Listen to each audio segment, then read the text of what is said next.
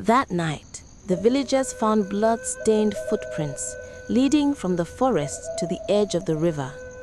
Beside the water lay the spear of a 15-year-old boy, Emeka, the youngest hunter in Oruwa. But what the river brought back the next morning, no one was prepared for. In the peaceful village of Oruwa, a boy named Emeka lived with his widowed mother. He was only 15, but he carried the heart of a warrior.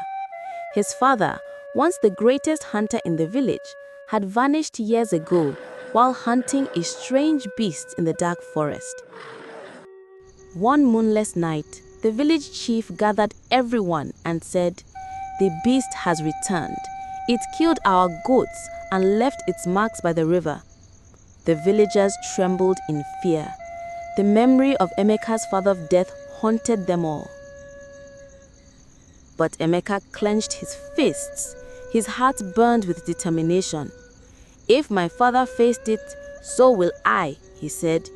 The elders tried to stop him. His mother cried and begged him to stay. But Emeka whispered to her, "Mama, I have to do this, Mama. For him, for all of us."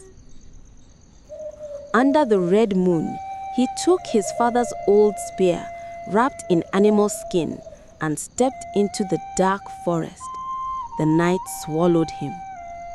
Only the sound of his footsteps and his heartbeat followed. Then came a growl, deep, angry, and close. Emeka gripped his spear tighter. Something was waiting for him. The deeper Emeka went, the colder it became. Even the wind refused to blow. The trees whispered like voices calling his name. He saw footprints, large, heavy, and fresh. He followed them to an open clearing. Then he saw it, a creature bigger than any he had ever imagined, half lion, half spirit, with eyes that glowed like red fire. It roared, shaking the leaves of the trees. Emeka's body trembled, but he didn't run. Then he noticed something. Around the beast's neck hung a torn leather necklace, one he had seen before, his father's necklace. "Father," he whispered. The beast paused, its growl softened. Before Emeka's eyes, the creature began to change. Its fell away, its bones cracked, its shape twisted until it became a man. It was his father. "Emeka," his father said softly, "you shouldn't have come here." Emeka dropped his spear. "Father, you are alive." "No, my son, I am not alive. I was cursed by the spirits for hunting in their sacred ground. I became this creature, half man, half beast." Emeka's eyes filled with tears. "Then I will find a way to break the curse." But his father shook his head. "You can't. If you try to free me, the curse will pass to you." Suddenly, thunder roared and a deep voice echoed through the forest. "Leave, child of Oruwa, or suffer the same fate." The ground began to shake. The wind screamed. Emeka grabbed his father's hand, and everything went black. At sunrise, the villagers found Emeka's spear by the river bank, stained with blood. They searched the forest for days, but there was no sign of him. Everyone believed Emeka was gone, lost to the forest like his father.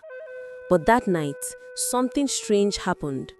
The growl of the beast was heard once more, but this time it was different, softer, almost human. Weeks passed. Then one evening, a traveler saw a young lion sitting quietly by the river. Around its neck hung a familiar necklace, torn, old but shining faintly in the moonlight.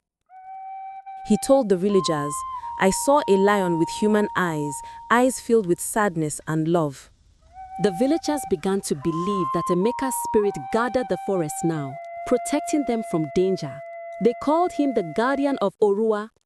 Months later, strange things began to happen. The forest that once brought fear began to bring blessings. Rains fell when the crops were dry. The river stayed clean. The hunters returned safely. One night, Emeka's mother had a dream. In her dream, Emeka stood before her, dressed in animal skin, holding his father's spear. Mama, the spirits spared me. They gave me a second chance. When she woke, she ran to the river. And there, at the edge of the water, lay Emeka's necklace, glowing under the moonlight. The next day, a young hunter ran to the village shouting, "He's alive! I saw him! I saw Emeka!" The villagers followed him deep into the forest. And there he was, standing tall, strong, and alive. But something about him had changed. His eyes now glowed faintly, and around his wrist was a mark, a spiral symbol of the forest spirits. The people gasped. "He lives! The spirits spared him!" But Emeka only smiled. "No, they tested me." He looked up at the trees. The forest is not our enemy. We are its children. It only punished those who forgot its laws.